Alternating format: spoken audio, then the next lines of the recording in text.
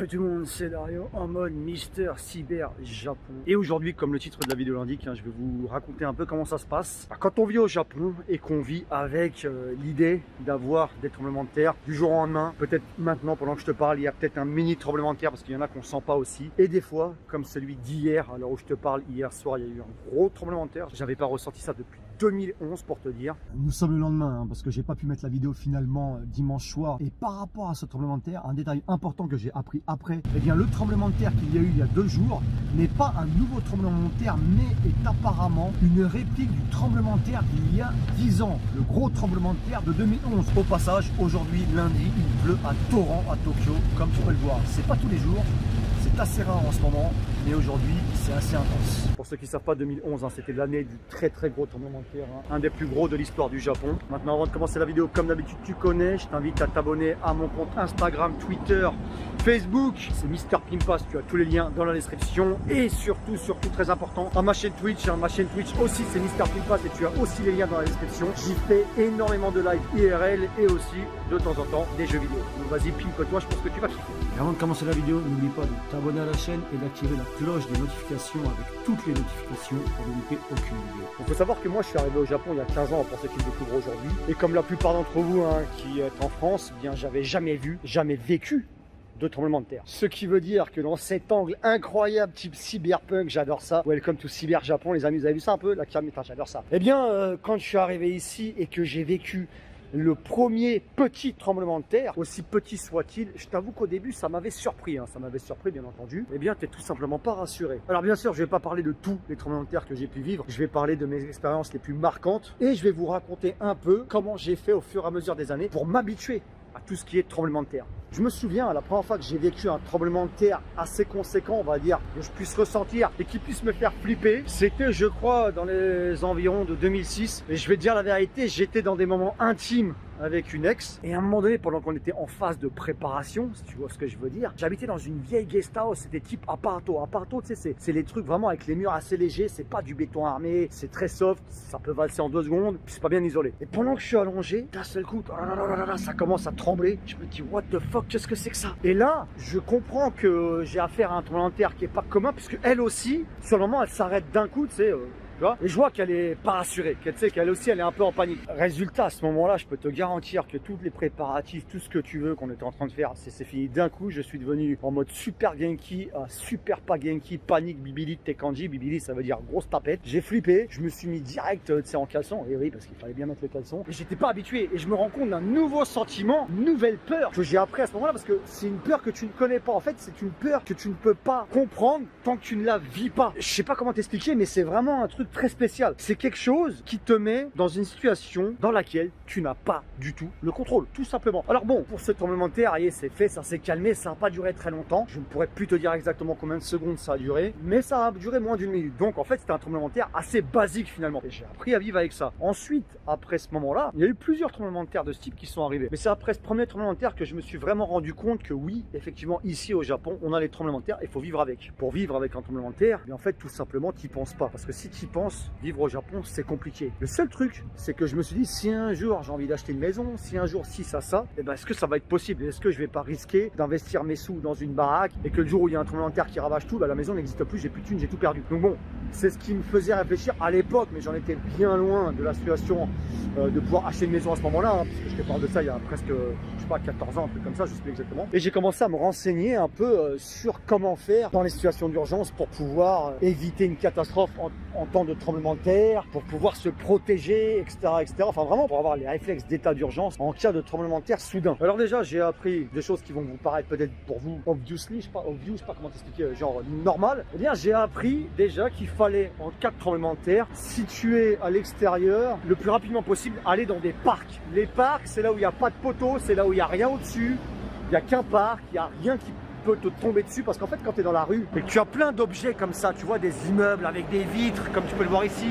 qui peuvent exploser pendant les tremblements de terre, s'éclater et te tomber dessus, tous les panneaux qui servent à soutenir tous ces immeubles, tout ça, ça peut te tomber dessus, tu vois tout ce qu'il y a là, mais tout ça pendant un tremblement de terre, dis-toi que ça peut vraiment te tomber dessus, comme certains ont peut-être pu le voir dans le gros tremblement de terre de 2011. Il y a eu des vidéos qui tournaient un peu partout. Et finalement, dans la rue, t'es pas safe à cause de ça. Très sincèrement, ils disent souvent que quand il y a un tremblement de terre, il faut se mettre en dessous de la table et rester à la maison, etc. etc. Mais je me dis, putain, c'est bizarre. Mais bon, si la maison elle s'écrase, tu t'écrases avec. Mais bon, si tu arrives à un tremblement de terre de ce niveau-là, à mon avis, il n'y a pas que ta maison qui s'est écrasée. Tu vois ce que je veux dire? Donc bon, le réflexe numéro 1, c'est quand même de rester à la maison, sous une table pour couvrir des débris, etc. etc. Et aussi, vachement important, ça c'est un détail auquel j'aurais jamais pensé avant, mais je l'ai appris aussi sur le tas au Japon, c'est qu'il faut directement, si tu peux, aller ouvrir au moins une porte. Pourquoi? Parce qu'à cause des tremblements de terre, les portes peuvent se tordre et se déformer et finalement ne plus pouvoir s'ouvrir. Ce qui veut dire que si d'un seul coup, à cause du tremblement de terre, dans la maison, pour n'importe quelle raison qu'il soit, parce que ça arrive souvent, dans la maison, pour n'importe quelle raison qu'elle soit, eh bien un feu se déclare. Si tu peux pas sortir, en général, t'es baisé. Et ça arrive très souvent. Il y a eu beaucoup de victimes de tremblements de terre qui sont mortes à l'intérieur de leur appartement à cause d'un incendie finalement après. Après, il faut savoir qu'en 2011, j'ai vécu le plus gros tremblement de terre de l'histoire du Japon qui m'a fait comprendre que par contre, malgré tous les réflexes que tu peux avoir pour te protéger, pour prévenir du danger, etc., etc.,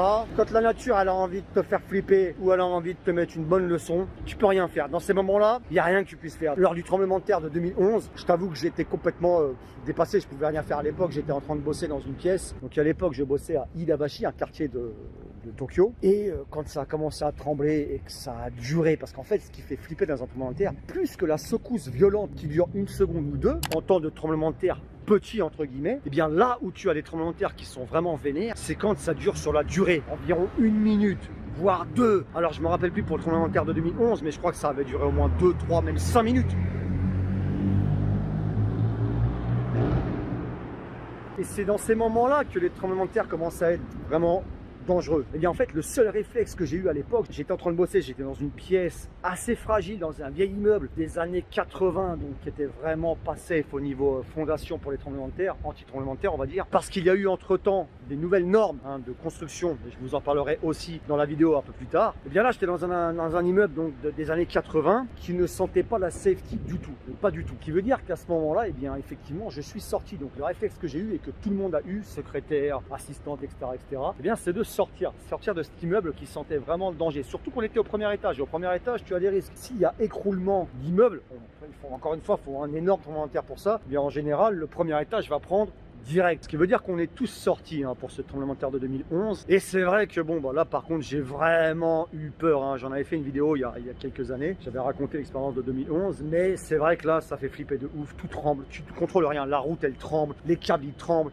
Les voitures sautent. Bam, bam, comme ça. Enfin, c'est un truc de fou. Parce que la route est tellement molle. Une route qui te paraît dure, en fait, est toute molle. Quand un gros tremblement de terre arrive, elle ne contrôle plus rien. Donc bon, je vais pas vous raconter les détails de ce tremblement de terre, mais je vais vous raconter un peu, comme j'ai dit dans le titre de la vidéo, ça va être un peu les réflexes et comment apprendre à vivre avec un tremblement de terre quand tu vis au Japon. Donc je suis sorti, j'ai été me mettre au maximum à l'abri dans un endroit où il y avait le moins d'obstacles et d'objets au-dessus de moi, ce qui est très difficile à Tokyo, tu t'en doutes, vu que c'est une mégalopole énorme. Et j'ai attendu que ça se passe, mais ça ne se passait pas. Donc quand ça se passe pas comme ça, tu peux rien faire. Il faut éviter les endroits encombrés, les endroits avec beaucoup d'objets qui risquent de te tomber dessus. Éviter, très important, les câbles. Parce qu'ici, le système de câbles électriques, en général, alors par exemple, ici à Ginza, comme tu peux le voir, ce n'est pas le cas. Maintenant, dans les nouveaux quartiers, ils essayent de faire en sorte, avec la nouvelle technologie, de pouvoir mettre les câbles sous terre, donc tout est en dessous comme chez vous en France. Comme tu peux voir, effectivement ici il n'y a aucun câble, mais à Tokyo en règle générale 80% des endroits, faut le savoir, que les câbles sont en hauteur, sont carrément sur des pylônes dans la rue comme ça. Pourquoi? Parce qu'à l'époque, quand ils avaient fait tout ça, il n'y avait pas tout ce système, toute cette technologie qui permettait de mettre les câbles en souterrain, et donc ils les mettaient au-dessus. Pourquoi? Tout simplement pour éviter que les câbles se fassent niquer, que morfent pendant les tremblements de terre. Et le truc, c'est que pour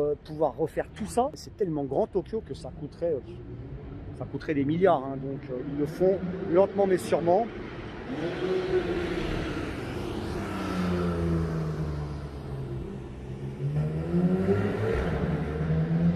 Porsche 911. Ils le font lentement mais sûrement, mais on est loin de ce résultat. Ce qui veut dire que quand tu as un tremblement de terre, tu vois ces gros câbles électriques qui tremblent comme des serpents, vénères. Et le risque qu'il y a aussi par rapport à ça, c'est qu'un câble se coupe et que les étincelles, et donc toute l'électricité, te touchent et là t'es fini. Tu cuis, c'est fini, un bon steak d'ario et puis on n'en parle plus. Donc c'est un peu tous ces réflexes que tu dois avoir en temps de tremblement de terre. Il y en a plein, je vais pas faire une liste. Là je suis vraiment en train d'expliquer comment j'ai appris à vivre avec les tremblements de terre au Japon. Maintenant, autre chose que j'ai appris pendant toutes ces années au Japon, c'est qu'il y a donc ici des normes de tremblement de terre au niveau de la construction des immeubles. Jusqu'à environ septembre 81, il y avait des constructions antisismiques qui étaient assez bien, mais qui ont prouvé leur défaillance pendant le gros tremblement de terre du Kansai. Ce qui veut dire qu'après septembre 81, il y a une nouvelle norme de construction antisismique pour les appartements, les immeubles, tout ce que tu veux. D'où le fait qu'une autre sécurité s'est imposée en ce qui me concerne depuis que je vis au Japon. Et bien, quand j'habite quelque part, je fais toujours en sorte d'habiter dans un immeuble qui a été construit environ vers 82, à partir de 82. Et tout ça, ça a un nom. Alors, tous les immeubles qui ont été construits avant 82, on va dire avant septembre 81 environ, on appelle ça Kyutaishin, c'est les anciennes normes de tremblement de terre. Et tous les immeubles qui ont été construits après ça, on appelle ça Shintaishin. Donc ça, c'est une autre sécurité quand tu apprends à vivre avec les tremblements de terre au Japon. Pour le tremblement de terre, par exemple, qu'il y a eu en 2011, ceux qui étaient dans des Kyutaishin ont beaucoup plus senti les vibrations que ceux qui étaient dans les Shintaishin.